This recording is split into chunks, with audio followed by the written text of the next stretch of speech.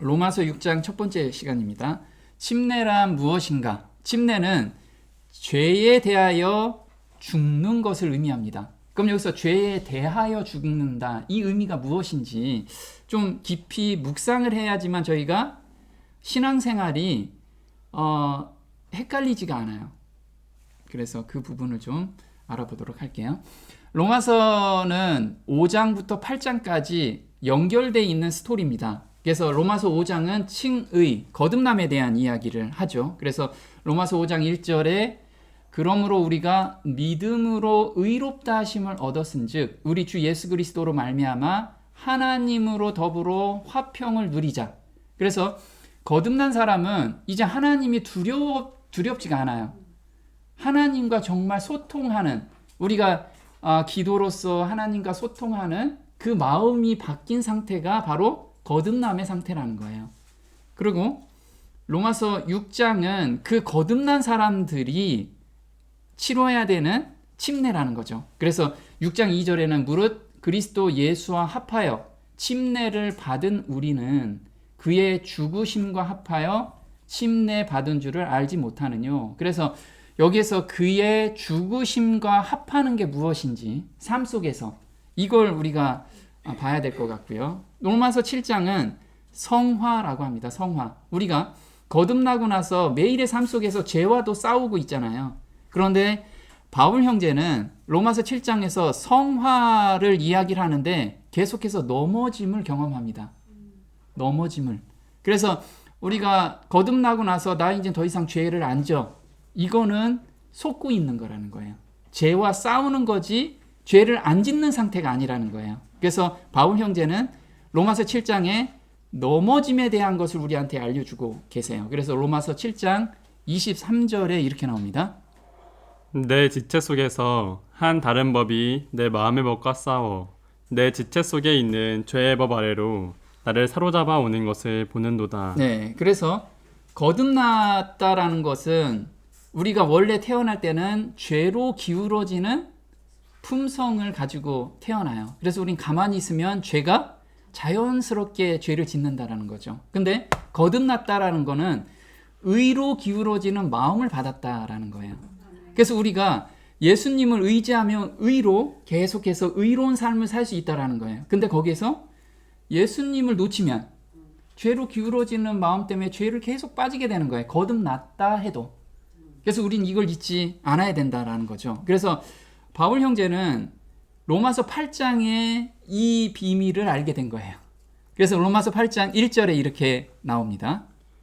그러므로 이제 그리스도 예수 안에 있는 자들에게는 결코 정죄함이 없나니 그들은 육신을 따라 행하지 아니하고 성령을 따라 행하느니라. 네, 그래서 로마서 7장에서는 죄 가운데 계속 빠지면서 내가 왜 거듭났는데 이럴까? 우리 죄책감도 있고 항상 그러잖아요. 그런데 로마서 8장으로 넘어가면서 거기서 완전히 자유함을 얻어요. 자유함을 얻는다는 게 죄 가운데 푹 빠져가지고 거기서 허덕이면서 자유함이 아니고 온전히 죄를 이길 수 있는 방법을 드디어 발견하게 된 거예요. 그래서 우리 보고 이걸 경험하라. 그래서 로마서 8장을 쓰게 된 겁니다. 그래서 오늘은 로마서 6장 침례에 대한 부분을 우리가 한번 공부해 보도록 할 겁니다. 여기서 로마서 6장 1절, 2절 한번 볼게요.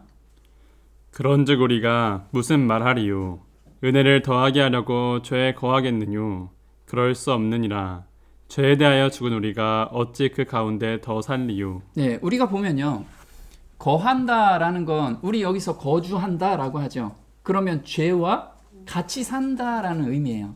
근데 거듭났다라고 이야기하는데 어떻게 죄와 같이 살 수 있을까요? 그러면 거듭나지 않았다라고 이야기를 하고 있다라는 거예요. 그래서 죄와 더불어 산다는 의미로 죄와 더불어 전혀 투쟁하지 않을 뿐 아니라 죄를 죄로 여기지 않는 상태를 가리킨다. 이러한 상태에 빠진 자들은 자기 욕구 충족을 위해 그리스도를 섬기는 채 하는 자들이다. 그래서 나는 거듭났다라고 이야기를 하는데 세상이 너무 좋아요. 거부감도 하나도 없어. 그 사람이 어떻게 거듭난 사람이냐 이거죠. 우리가 거듭났으면 죄를 지으려고 하면 여기에 걸린다라는 거예요. 걸리는 마음을 주셨는데 난 그런 마음도 없는데 어떻게 거듭났다라고 이야기하느냐. 근데 대다수가 지식적으로는 아 맞아 나 거듭났어 이렇게 생각하는데 사실은 죄를 너무 좋아한다라는 거죠. 그때 우리는 그래서 이때 사도 시절에도 자기 욕구를 충족하는 사람들이 너무나 많이 나왔던 거예요. 그래서 유다서 1장 4절에 이렇게 나옵니다. 이는 가만히 들어온 사람 몇이 있음이라. 저희는 옛적부터 이 판결을 받기로 미리 기록된 자니 경건치 아니하여 우리 하나님의 은혜를 도리어 세욕거리로 바꾸고 홀로 하나이신 주제 곧 우리 주 예수 그리스도를 부인하는 자니라. 네. 지금 가만히 들어온 사람들이 교회 안에 있다라는 거예요. 근데 나 거듭났어요. 간증도 잘해요. 그런데 이 사람은 세상을 너무 사랑하고 죄 가운데 그냥 빠져 있다라는 거예요. 그런데 이 사람들이 말씀도 잘 전도해. 이러면 이제 사람들이 그 사람을 따른다라는 거예요. 그래서 이 당시에 주 예수 그리스도를 부인하는 자니라, 입으로는 부인하지 않는데 행동으로, 삶으로 부인하는 사람을 의미해요. 근데 이거를 저희가 현대어 성경으로 한번 바꿔서 보면 좀 더 쉽게 이해가 됩니다. 보겠습니다. 하나님을 두려워하지 않는 교사들이 여러분 가운데 파고 들어와 있으니 이런 당부를 하지 않을 수 없습니다. 그들은 이렇게 짓거려댑니다. 이제 그리스도인이 되었으니 하나님의 징벌을 두려워할 필요가 어디 있담. 하고 싶은 것은 무엇이나 마음대로 해도 되는 거야.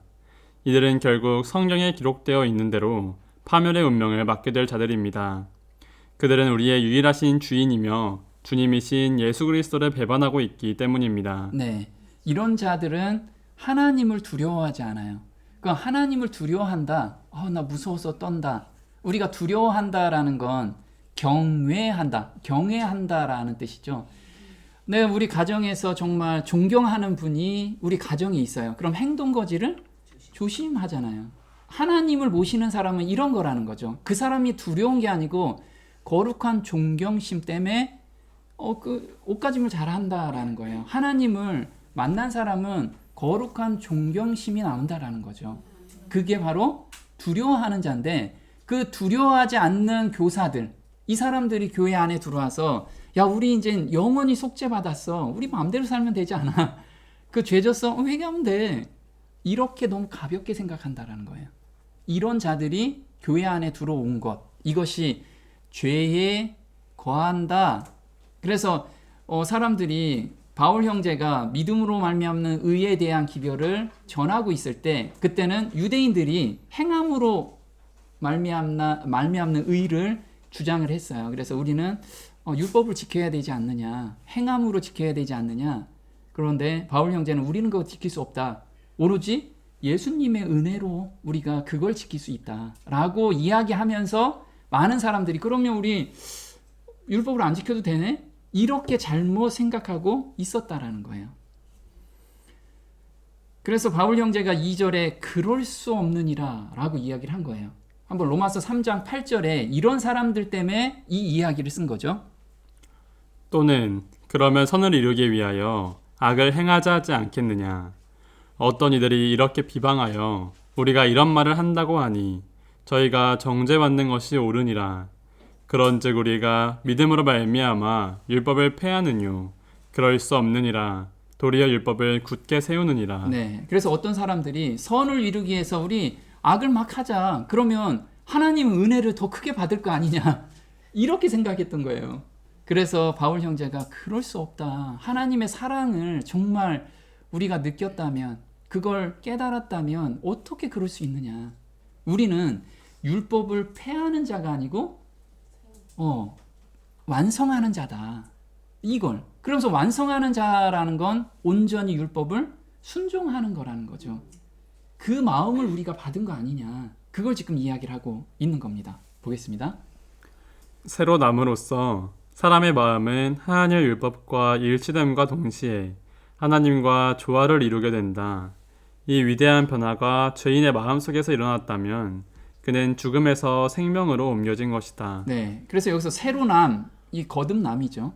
거듭난 사람들은 하나님의 말씀, 그러니까 우리가 존경하는 분이 말을 하면 듣잖아요. 존경하는 분이니까.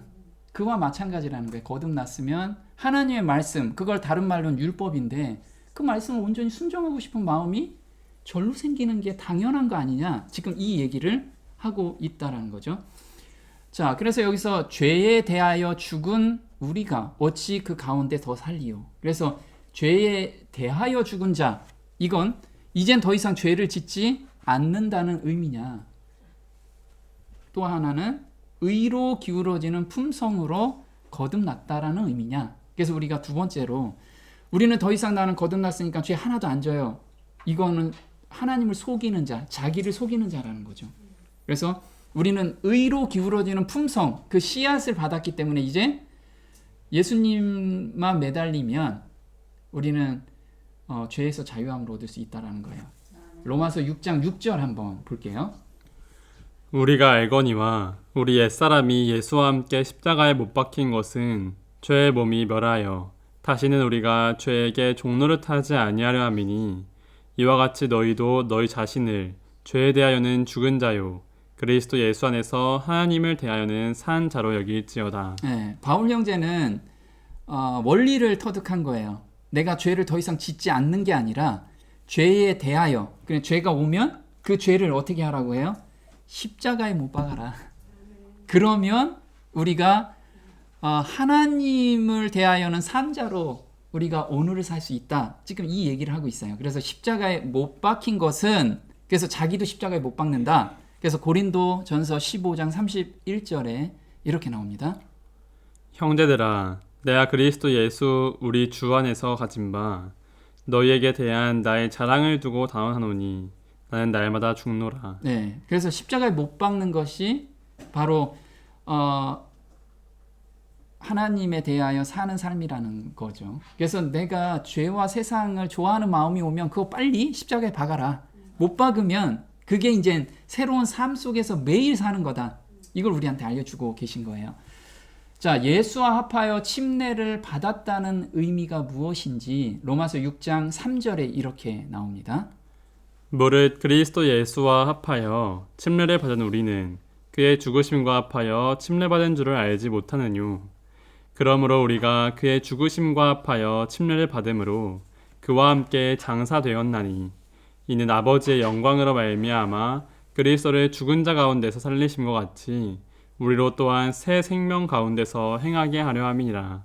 여기서 보면요, 우리가 되게 착각하는 것 중에 하나가 또 있습니다. 교리를 내가 받아들여요. 저 죄사함 받았습니다. 그러면 침례를 받으면 그게 완성되는 것처럼 생각해요. 그래서 우리가 합하여 침례를 받는 것이 침례를 받으면 그리스도인이 된다는 의미인가? 우리는 그래서 침례 받아야죠. 그걸 강조하거든. 사실 침례 받기 전에 마음이 이미 온전히 십자가에 못 박는 경험을 한 상태에서 그 다음에 침례가 받아야 된다는 거죠. 그래서 예수님을 온전히 의지하는 경험을 한 후에 침례를 받았다는 의미인가? 우리는 이 두 번째 의미로 본다는 거예요. 고린도 전서 10장 2절에 모세에게 속하여, 자, 예수와 합하여 침례를 받았는데 고린도 전서 10장 2절에는 예를 들은 거예요. 모세에게 속하여 다 구름과 바다에서 침례를 받고, 이때가 언제죠? 홍해를 건넜을 때를 의미해요. 그러면 홍해를 건넜을 때 사람들이 왜 침례를 받았느냐? 그 전까지는 모세를 전적으로 믿지를 못했어요. 신뢰를 못했죠. 그런데 어떤 큰 이적을 보고 이제 믿게 된 거예요. 홍해를 갈라지는 걸 보니까 이게 완전 기적이잖아요. 있을 수 없는 일. 이것을 보니까 이제 모세를 믿고 가도 되겠구나. 이 마음이 생긴 거예요. 그래서 침례가 온전한 믿음이 생겼다라는 이 겉으로 드러난 행위라는 거예요, 이게. 그래서 출애굽기 14장 31절에 이렇게 나옵니다. 이스라엘이 여호와께서 애굽 사람들에게 베푸신 큰 일을 보았으므로 백성이 여호와를 경외하며 여호와와 그 종 모세를 믿었더라. 네, 그 전까지는 온전히 믿지 못했는데 그 큰 이적을 보니까 이분들이 하나님이면 하나님이 살아계시구나, 우리를 보호해 주시구나, 이것을 자기가 믿게 된 거예요. 그럼 우리가 침례 받기 전에 이런 믿음이 있어야지만 침례를 받을 수 있는 거죠. 그래서 여기서 큰 일을 보았다라고 하는데, 홍해를 가르는 것보다 더 큰 이적을 우리는 경험해야 돼요. 근데 하나님께서는요, 홍해를 가르는 일은 너무 쉬워요.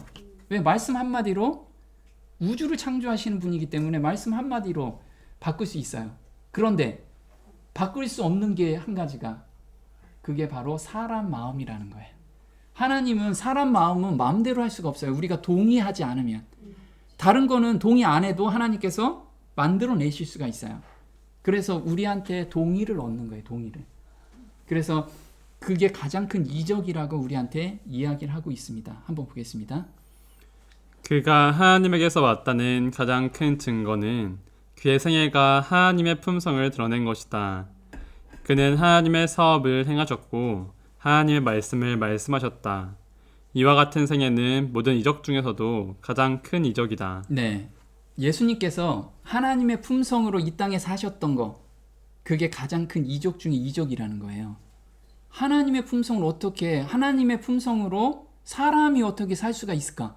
이게 이적이라는 거예요. 그럼 우리한테도 그런 이적이 있어야겠죠. 그래서 이렇게 이야기를 합니다. 한 영혼이 회개하고 하나님을 사랑하고 그 계명을 지키기를 배우는 때마다 또 새 영을 너희 속에 두고 새 마음을 너희에게 주시겠다는 하나님의 약속이 성취되는 것이다. 인간의 마음에 일어나는 변화, 곧 인간의 품성의 변화는 살아계신 구주께서 영혼을 구하시려고 역사하고 계심을 보여주는 기적이다. 이것이 곧 하나님께서 당신의 아들의 거룩한 사명에 대하여 세상에 제시하시는 증거이다. 네, 하늘에서 불이 떨어지는 건 기적이죠. 그거보다 더 큰 기적은 내 마음이 변화되는 거. 내가 정말 하나님을 향해서 그동안에 세상을 좋아했던 마음이 어느 날 하나님을 너무 사랑해서 하나님의 말씀만 계속 보고 싶은 그 마음, 이게 기적 중에 가장 큰 기적이라는 거예요. 우리한테 이 기적을 발견한 거, 우리가 그래서 죄에서 온전히 해방되는 그 경험을 우리가 가지고 있어야 돼요. 그 이후에 침례를 받는 것이 제대로 된 침례라는 거예요. 근데 그 경험 없이 그냥 침례를 받으니까 교회 안에서 가만히 들어온 사람들이 너무 많다라는 거예요. 세상을 가지고 다 들어온 거예요. 그러니까 교제 가운데 또 세상 가지고 이야기를 하고, 그리고 세상 좋아하는 거, 그런 걸 가지고 교제를 하게 돼 있다라는 거죠. 자, 죄를 이길 수 있는 것은 우리가 기도로서 저 이거 죄 안 짓게 좀 해주세요, 이렇게 하면 죄가 안 지어지느냐? 여기서 원리를 바울 형제가 그 이야기를 해요. 죄를 이길 수 있는 방법은 아버지의 품성을 경험적으로 체험할 때, 그때 죄가 멀어진다라는 거예요. 근데 우리는 죄 안 짓게 해주세요 기도하죠. 그거 굉장히 좋은 거예요. 그런데 원인은, 근본적으로 해결할 수 있는 유일한 방법은 아버지의 품성을 내가 오늘 경험하고 있는 거예요. 그래서 여기서 4절에 그렇게 이야기하죠. 그러므로 우리가 그의 죽으심과 합하여 침례를 받음으로 그와 함께 장사되었나니 이는 아버지의 영광으로 말미암아, 아버지의 영광으로 말미암아 그리스도를 죽은 자 가운데서 살리심과 같이 우리로 또한 새 생명 가운데서 행하게 하려 함이라. 그래서 아버지의 영광으로 우리가 영광을 계속 바라보면 새 생명 가운데서 우리가 자연스럽게 행해진다는 거죠. 그럼 영광이라는 건 아버지의 품성을 의미해요. 품성. 그럼 아버지의 품성이 어떤 건지 우리가 지난 시간에 한번 공부했는데요. 십자가상에서 우리가 예수님만 십자가에 못 박혀 돌아가셨다라고 생각하죠. 근데 사실 하나님도 같이 못 박혀 돌아가신 거예요. 우리가 흔히들 가장 사랑하는 아들이 죽었어요. 그러면 부모 입장에서는 가슴에 묻는다고 하죠. 부모도 같이 죽은 거예요, 그때. 이게 똑같이 하나님도 예수님이 십자가에 못 박혀 돌아가시고 둘째 사망까지 경험할 때 하나님도 그 안에서 같이 죽으셨다라는 거예요. 그냥 뒷짐지고 계셨던 것이 아니라는 거예요. 그래서 우리가 예수님을 구주 예수님이라고 그러죠. 구주 예수 그리스도. 우리를 구원해 주신 예수 그리스도. 그래서 디도서 3장 4절에는 하나님도 우리를 구원해 주신 분이라고 해서 구주 하나님이라고 이야기를 하고 있는 거예요. 한번 보겠습니다. 우리 구주 하나님의 자비와 사람 사랑하심을 나타내실 때에 우리를 구원하시되 성령을 우리 구주 예수 그리스도로 말미암아 우리에게 풍성히 부어 주사. 네, 그래서 여기서 보면 구주 하나님, 구주 예수님이라고 사도는 명확하게 이야기를 하고 있습니다. 이는 하나님께서 그리스도 안에 계시사 세상을 자기와 화목하게 하시며, 자, 화목하게 할 수 있는 유일한 방법이 있어요. 하나님과 우리하고 떨어진 이유가 중간에 뭐가 있어서? 죄가 있어서. 그래서 그 죄를 없이 하려고 보니까 여기서 지금 고린도후서 5장 19절 바울 형제가 이야기한 것은 예수님께서 십자가에 못 박히시면서 죄를 없이 하셨어요. 죄를 온전히 가져가셨잖아요. 그런데 그 십자가 안에 하나님도 같이 계셨다라는 거예요. 그래서 여기서 이는 하나님께서 그리스도 안에 계시사 세상을 자기와 화목하게 하시며, 죄를 없이 하실 때 같이 고통을 당하셨다라는 거예요. 저희의 죄를 저희에게 돌리지 아니하시고 화목하게 하는 말씀을 우리에게 부탁하셨느니라. 그래서 이걸 너희들이 깨달았으면 이걸 전할 수밖에 없지 않느냐. 하나님의 사랑을 알았는데 어떻게 안 전할 수 있느냐. 사랑을 받았는데 지금 우리한테 그걸 부탁하셨다라는 거예요. 또 한번 보겠습니다. 하나님 아버지께서도 친히 그리스도와 함께 못 박히셨다. 왜냐하면 그리스도와 하나님 아버지는 하나이시기 때문이었다. 네. 자, 그리고 우리가 새 생명 가운데 행하게 하려 함이라 라는 건 여기 행하다 라는 뜻이 원어로는요, 습관적인 행동을 의미해요. 우리가 누구를 도와줄 때 머릿속으로 도와줘야지 하면서 생각하면 습관이 아닌 거예요. 습관은 그냥 자연스럽게 나온다라는 거죠. 우리가 물에 누가 빠졌어요. 자식이 빠지면 어떻게 해요? 자기가 수영하는 듯 안 하든 부모 입장에서는 일단 빠진다 이거죠. 이게 습관이라는 게 마음속에. 근데 옆집 애가 빠졌어요. 그럼 계산하죠. 나 수영 못하는데? 이래면 아직 습관이 안 돼 있다라는 거예요. 그래서 우리는 새 생명 가운데 행한다라는 건 이웃을 사랑하는 것도 머리로서 계산하면서 이웃 사랑해야지 하는 건 아직 습관이 안 됐다라는 거예요. 하나님 사랑을 더 우리가 계속해서 간구하면서 오늘 그걸 훈련을 받아야 돼요. 그러면 새 생명의 원리에 의해 지배를 받으며 그 가운데 산다는 의미라는 거죠. 그래서 요한복음 10장 10절에는 내가 온 것은 양으로 생명을 얻게 하고 생명만 얻게 하려고 한 게 아니고 더 풍성하게. 그러니까 예수님이 그냥 생명을 우리한테 준 것뿐만 아니고 그걸 많은 사람에게 더 많이 이걸 증거하게 하기 위해서 돌아가셨다라는 거예요. 한번 보겠습니다. 양의 큰 목자이신 우리 주 예수를 영원한 언약의 피로 죽은 자 가운데서 이끌어내신 평강의 하나님이 모든 선한 일에 너희를 온전케 하사 자기 뜻을 행하게 하시고 그 앞에 즐거운 것을 예수 그리스도로 말미암아 우리 속에 이루시기를 원하노라. 영광이 그에게 세세 무궁토록 있을지어다. 아멘. 네. 그래서 여기서 보면요, 언약의 피로 죽은 자 가운데서 이끌어내신 평강의 하나님이 모든 선한 일에 너희를 온전케 하사. 더 풍성하게 얻는 것은 모든 선한 일. 선한 일이라는 건 하늘의 요소예요. 우리가 고린도전서 13장에 사랑장이 있잖아요. 사랑은 온유하고 오래 참고, 그 다음에 자기의 유익을 구치 않고, 이런 것들이 우리 안에서 풍성하고 온전하게 이루기까지 우리를 인도해 가신다는 거예요.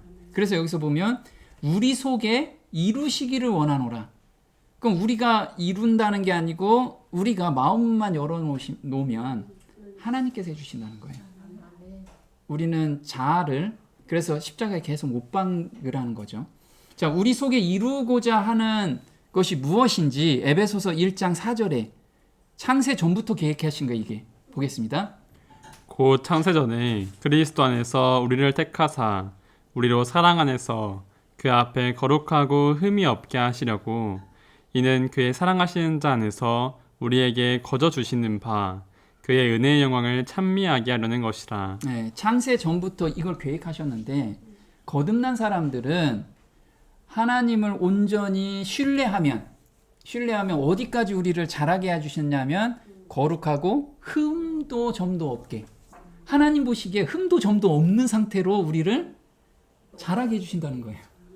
이게 창세 전부터 계획하셨던 거예요. 창세 전부터. 근데 이렇게 하면 많은 사람들이 그걸 보고 하나님을 찬양한다는 거예요. 우리 사는 모습을 보고 하나님을 찬양하게끔 하기 위해서. 그래서 이게 진짜 비밀이라는 거예요. 정말 큰 비밀. 너희가 온전히 자라게 하는 것은 비밀이라는 거예요. 한번 보겠습니다. 이 비밀은 만세와 만대로부터 오므로 감추었던 것인데 이 비밀은 너희 안에 계신 그리스도시니 곧 영광의 소망이니라. 각 사람을 그리스도 안에서 완전한 자로 세우려 함이니. 네, 이 완전한 자로 우리를 자라게 하는데 그게 누구에 의해서? 우리 속에 있는 그리스도. 그러니까 예수님의 마음을 받을 때 이게 가능한 거예요. 그래서 우리가 매 순간 예수님의 마음을 받기를 간구해야 돼요. 그래서 내가 정말 누구를 미워한다라고 하면 내 의지로 하지 말고 하나님의 마음을, 예수님의 마음을 달라고 계속 간절히 바라면 그 사람을, 미워하는 사람을 사랑하는 데까지 우리를 바꿔주신다는 거예요. 우리가 그 경험 가운데로 들어가는 게 하나님의 비밀이고, 그리고 이게 창세 전부터 계획하셨던 계획이었어요. 네. 자, 그래서 완전한 자라는 것은 한번 보겠습니다. 하나님을 비난하는 사단의 참소가 거짓이라는 것, 곧 인간도 하나님의 율법을 순종할 수 있다는 것을 보여주기 위해서 그리스도께서 이 같은 희생을 하신 것이다. 네, 지금 사단은, 우리 선악의 대쟁투에서 사단은 무엇이라고 얘기하냐면 인간은, 피조물은 하나님의 법을 온전히 지킬 수 없습니다. 그래서 사실 온전히 지킬 수 없는 것을 보여주잖아요, 우리가. 그런데 하나님께서는 이걸 하신다는 거예요. 그래서 완전한 자, 거기까지 우리를 인도해 가시고 그런 자만이 천국에 갈 수 있다는 거예요, 하늘나라로. 그래서 그리스도께서는 그대가 죄를 끝내는 일이 가능하도록 하기 위해서 돌아가셨다. 그래서 우리가 십자가의 능력이 얼마나 큰지 사람의 생각으로는 불가능하지만 하나님으로서는 할 수 있다는 거죠. 자, 죄의 몸이 멸했다는 의미는 무엇이냐면 본성을 바꿔주셨다는 의미라는 거예요. 죄의 몸이 멸했다라는 의미가. 로마서 6장 5절 한번 보겠습니다. 만일 우리가 그의 죽으심을 본받아 연합한 자가 되었으면 또한 그의 부활을 본받아 연합한 자가 되리라. 우리가 알거니와 우리 옛사람이 예수와 함께 십자가에 못 박힌 것은 죄의 몸이 멸하여 다신 우리가 죄에게 종노릇하지 아니하려 함이니 이는 죽은 자가 죄에서 벗어나 의롭다 하심을 얻었음이니라. 제가 예전에는요, 죄의 몸이 멸했다라는 것을 어떻게 곡해했냐면, 이젠 십자가에서 내가 은혜로 구원받았으니까 더 이상 죄된 생각이 안 나는 거구나, 죄를 안 짓는구나, 이 생각을 했던 거예요. 근데 처음에는 며칠간은 그게 가능하더라고요. 너무 감사가 돼서. 근데 얼마 지나니까 똑같이 또 죄된 생각 나오고 죄에 빠지게 되고 이 모습을 보게 된 거예요. 그래서 이게 뭐지? 이게 로마서 6장에는 죄의 몸이 멸했다라는데 왜 이렇지? 여기에서 제가 굉장히 혼돈이 있었던 거죠. 근데 죄의 몸이 멸했다라는 게 어떤 뜻인지 한번 보겠습니다. 우리가 마치 사람이 아닌 것처럼 하나님을 섬기려 하지 말고 우리가 가진 성정으로 하나님을 섬겨야 한다. 하나님의 아들은 우리가 가진 본성을 속량해 주셨다. 말하자면 우리는 그리스도의 의를 인해서 용서를 받고 마치 한 번도 죄를 범하지 않은 사람처럼 하나님 앞에 설 것이다. 네, 우리는 우리 그대로 하나님께 나가는데 본성을 속량해 주셨대요. 그게 본성을 변화시켜 준다는 거죠. 이게 새 마음이라는 것을 제가 몰랐던 거예요. 예수님의 마음을 받으면 예수님께서 그걸 해주시는 건데 나는 그걸 모르고 내 힘으로, 이제 구원 받았으니까 내 힘으로 뭔가 하려고 하니까 이게 안 됐었던 거라는 거죠. 우리는 거듭났을 때 그 마음과 성화의 마음은 똑같아야 된다는 거예요. 계속 예수님의 마음을 받지 않으면 우리는 결코 죄에서 벗어날 수가 없다라는 거죠. 그래서 이렇게 본성을 바꿔주시면 마치 한 번도 죄를 범하지 않은 사람처럼 우리를 하나님께서 보시는 거예요. 그 마음을. 그래서 용서라는 개념이 이런 개념입니다. 하나님의 용서는 단순히 우리를 정죄에서 면하게 해주는 사법적 행위가 아니다. 그것은 죄를 용서할 뿐만 아니라 죄로부터 완전히 돌아서게 한다. 마음을 변화시키는 것은 구원하는 사랑의 표현이다. 오직 그리스도의 완전한 의에 근거를 둔 선물로서 주어진다. 네, 전 이거를 깨닫고 나서 너무 감사가 된 거죠. 뭐냐면 제가 그동안에 죄와 싸우려고 그렇게 고생을 했는데 여기서는 하나님께서 그 죄 짓는 마음까지 완전히 바꿔주신다는 거예요. 거기까지 가는 것이 용서라는 거예요. 하나님이 생각하는 용서. 그래서 하나님께서 이걸 해주신다는 거예요. 우리는 내가 그걸 믿지 못하는 마음이 생기면 그걸 헌신기도로 하나님께 드리기만 하면 하나님께서 마음을 바꿔주신다는 거. 이게 하나님의 참 용서의 개념. 자, 죄책감에서 완전히 벗어나게 하는 것이 하나님의 용서다. 그래서 요한복음 8장 36절에 그러므로 아들이 너희를 자유케 하면 너희가 참으로 자유하리라. 그래서 우리가 죄를 짓고 나서 그 생각에 계속 거기에 머물러 있잖아요. 하나님이 저 용서해 주셨죠. 이렇게 머리로만 생각한다고 자유함을 얻은 게 아니라는 거예요. 자유함은 더 이상 그 죄에서 얽매이지 않고 생각도 나지 않는 거. 이게 자유함이라는 거예요. 근데 거기까지 하나님의 용서는 우리를 거기까지 인도해 가신다는 거예요. 그래서 이 맛을 한번 보면 그 맛을 계속 따라가고 싶은 거예요. 그게 우리가 생명의 길을 강구하면서 가는 삶이라는 거죠. 이게 너무 우리한테는 축복이에요. 정말 축복. 그래서 참 자유함을 얻는다라는 의미 한번 볼게요. 우리가 짓는 모든 죄는 하늘에 있는 죄의 책과 우리 마음 두 곳에 기록이 된다. 죄책감은 우리 마음에 기록된 죄의 결과이다.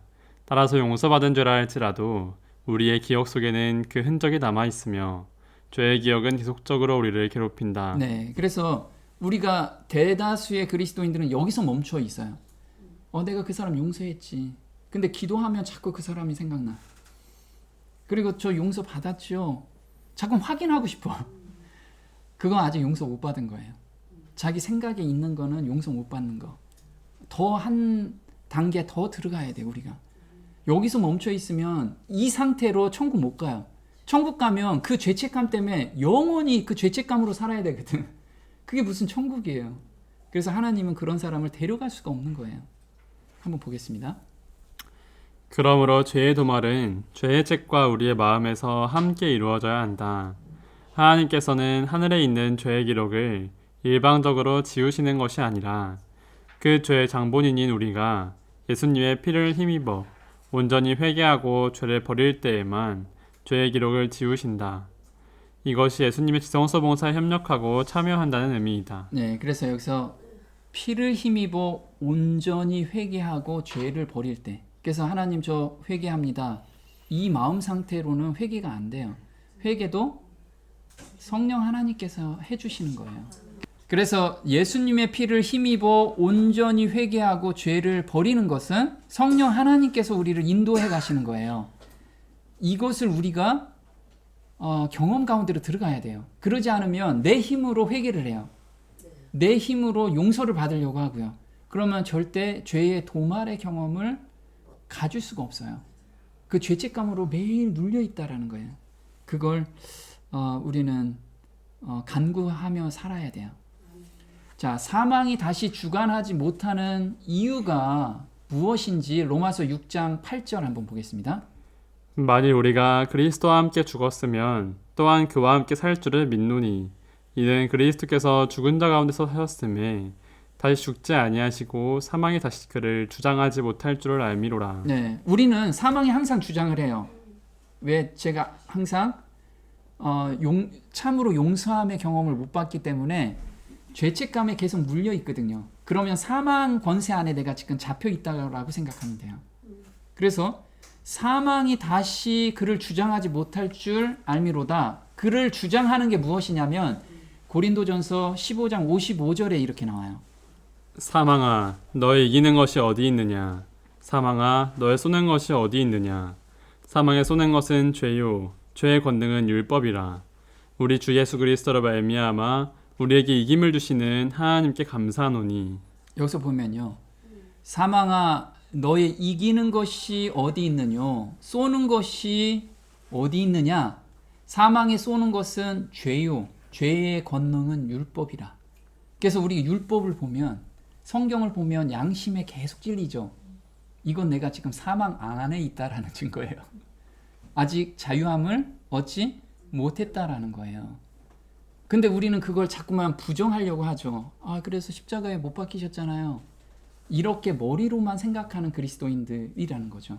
저도 그렇게 생각을 했기 때문에 온전한 자유함이 없으면 우리가 예수님이 내일 재림하신다고 하면 아, 예수님 아직 준비 안 됐어요. 이렇게 생각하게 돼 있다라는 거예요. 그래서 사망이 다시 그를 주장하지 못할 줄 알미로라. 그럼 우리를 사망이 주관하지 못한다라는 거죠. 자, 우리가 신호등이 있습니다. 그럼 운전을 하다가 신호등을 무시하고 지나갔어요. 이게 자유함을 얻은 건가요? 아니면 신호등을 딱 지켰어. 지키는 것이 자유함을 얻는 거죠. 마찬가지예요. 그래서 우리가 죄의 권능은 율법이다 이렇게 나왔어요. 그래서 우리가 율법을 온전히 지키면 자유함을 얻는 거예요. 그럼 그 지킴을 누가 주시죠? 네, 성령 하나님께서 주세요. 자, 율법을 온전히 지키기 때문에 사단이 참소하지 못한다. 그럼 우리가 삶 속에서 온전히 지키나요? 이게 어떻게 가능하냐 이거죠. 이걸 우리가 좀 알아야 돼요. 요한 1서 2장 1절에 그 해법을 요한이 우리한테 알려주셨어요. 보겠습니다. 나의 자녀들아, 내가 이것을 너희에게 쓰면 너희로 죄를 범치 않게 하려 함이라. 만일 누가 죄를 범하면 아버지 앞에서 우리에게 대언자가 있으니 곧 의로우신 예수 그리스도시라. 저 안에 거한다 하는 자는 그의 행하시는 대로 자기도 행할지니라. 네, 우리가 보면 대언자가 있다라고 이야기를 해요. 대언자가. 그 대언자가 누구냐면 의로우신 예수 그리스도래요. 그래서 대언자라는 건 뭐죠? 우리가 죄를 예수님께 전가하면 예수님께서 그걸 온전히 죄를 짓고 사망으로 가셨다라는 거예요. 그러면은 사단이 너 죄 졌지? 그럼 우리는 예수님께서 십자가에서 이미 다 해결됐다라는 거. 이걸 보여주면 되는 거예요. 그걸 우리가 뭐라고 해야 하냐면 입혀주시는 의라고 해요. 그래서 나는 아직 용서의 마음을 못 받았어요. 그럴 경우 있죠. 그래도 계속해서 예수님께 회개와 그 다음에 자복과 헌신 기도를 통해서 오늘 내가 있다라고 하면 이 입혀주시는 의를 우리한테 계속 입혀주시는 거예요. 그런데 어디까지 가시냐면 온전한 용서까지 우리를 인도해 가시는 거예요. 그 사람 마음에 그렇게 계속 매달리고 있는 사람한테. 그래서 우리는 이걸 바로 의라고 하죠. 의. 자, 그래서 대언자라는 것은 히브리서 7장 24절입니다. 예수는 영원히 계심으로 그 제사직분도 갈리지 아니하나니 그러므로 자기를 힘입어 하나님께 나아가는 자들을 온전히 구원하실 수 있으니 이는 그가 항상 살아서 저희를 위하여 간구하심이니라. 네, 보면 예수님께서는 잠도 안 주무세요. 그죠? 그리고 우리를 놓치지도 않으세요. 그래서 여기서 항상 살아서 우리를, 나를 위하여 지금 간구하고 계세요. 그래서 우리가 죄를 비록 넘어졌을 때라도 그걸 예수님께 하나님, 예수님 저 이 죄 졌습니다. 그래서 이 죄에서 벗어나길 원합니다. 그렇게 간절히 매달리며 예수님께서 그걸 받으시고 마음을 주신다는 거예요. 이길 수 있는 마음. 그 새 마음을 우리한테 주신다는 거. 이걸 우리가 항상 잊지 않고 오늘을 사는 사람, 이 사람이 생명 가운데 살아가고 있는 사람이라는 거예요.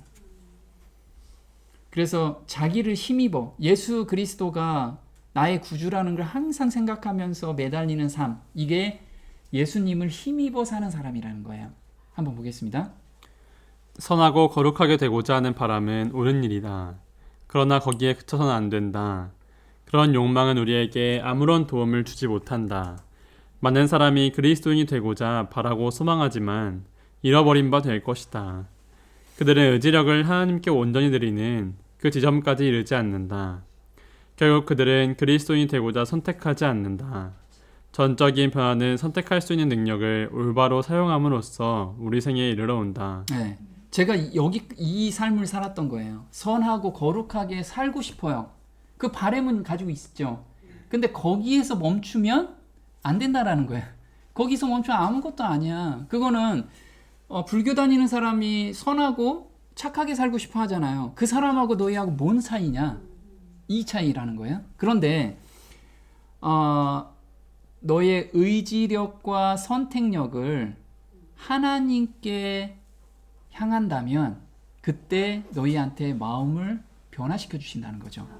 그래서 그러면 선택력이 뭐냐 이거지. 선택력. 우리 선택력이 무엇인지, 저 죄 안 지을 거야, 저 선하게 살 거야, 이게 선택력과 의지력이냐? 우린 그동안에 그렇게 생각했다라는 거예요. 그렇게 생각하면 불교하고 똑같은 거예요. 우리 참선한다고 하죠. 내 의지로서 나를 아주 착하게 사는 그 모습인데, 사실 선택력과 의지력은 마태복음 8장 2절에 문둥병 환자가 예수님께 달려가는 그 내용으로 이야기를 할 수가 있어요. 한번 보겠습니다. 한 문둥병자가 나와 절하고 가로되 주여 원하시면 저를 깨끗게 하실 수 있나이다 하거늘 예수께서 손을 내밀어 저에게 대시며 가라사대 내가 원하노니 깨끗함을 받으라 하신대 즉시 그의 문둥병이 깨끗하여진지라. 네, 즉시 문둥병이 깨끗해졌는데, 이 문둥병 환자는 지금 이 두 절에서 어떤 행동을 했는지, 어떻게 이렇게 금방 날 수 있는지, 사실 문둥병 환자는 자기가 날 수 없다라는 것을 통감했어요. 나는 문둥병이구나. 우리가 죄에서 나는 벗어날 수 없다라는 걸 통감할 때 누구한테 달려가요? 하나님께 온전히 의지하잖아요. 그래서 이 문둥병 환자는 예수님께서 고쳐질 수 있다라는 것을 100% 믿었던 거예요. 그 전에 무엇이라고? 자기는 100% 문둥병이라 날 수 없다라는 걸 통감한 그 상태로 간 거예요. 우리도 그 상태가 될 때 즉시 깨끗해진다는 거예요. 즉시. 네, 이게 바로 선택력과 의지력이라는 거예요. 선택을 누가 했어요? 내가 죄 안 지을게요, 저 문둥병 날려고 해요 라고 선택한 게 아니고 누구를 선택했어요? 하나님을 선택한 거. 이게 선택력과 의지력이라는 거예요. 그래서 문둥병이 낫게 해줄 때까지 매달리는 거, 이게 하나님을 선택하고 날 때까지 내가 안 놀 거예요, 하나님 저 이 죄에서 해방될 때까지 저 안 날까요? 그러면서 무릎 꿇고 기도하고 날 때까지 계속 기도하는 거, 이게 선택력과 의지를 거기까지 도달했다라는 거예요. 그래서 한번 보겠습니다. 그는 치유에 대한 복스러운 소망만을 생각한다. 그의 몰골은 몸서리칠 만큼 처절하다. 그는 오직 하나님의 아들만을 본다. 그는 죽어가는 자에게 생명을 말씀하시는 그 음성만을 듣는다. 그는 예수께로 달려오면서 그의 발 아래 자기 몸을 던지면서 이렇게 부르짖는다. 주여 원하시면 저를 깨끗게 하실 수 있나이다. 네. 그래서 이 문둥병 환자는 예수님한테는 너무나 많은 사람들이 있었어요. 그래서 문둥병 환자는 거기로 지나가려면 돌 맞아 죽을 수도 있었어요. 그런데 그런 모든 장애가 자기한테는 아무것도 장애가 되지 않았어요. 왜? 오로지 낫기만을 바랬기 때문에. 그럼 우리가 지금 죄에서 해방되고 싶을 때 기도할 때 잡생각이 엄청나게 많죠. 그거는 내가 아직 간절함이 없는 거예요. 간절함을 달라고 기도해야 돼요. 그 상태에서는 절대 해방감을 받을 수가 없어. 그래서 선택력과 의지력을 달라고, 내 죄와 싸우는 게 아니고 예수님을 매달리고 싶은 그 마음을 달라고, 그것이 바로 우리가 오늘 해야 될 일이라는 거예요. 그래서 참된 선택이란 간절한 매달림이라는 거예요. 그러나 요거 할 거야 안 할 거야 이 선택이 아니고 간절하게 매달리는 그 마음이 바로 선택이라는 거예요. 우리가 이런 삶으로 오늘을 살았으면 좋겠습니다. 오늘 여기까지 하겠습니다.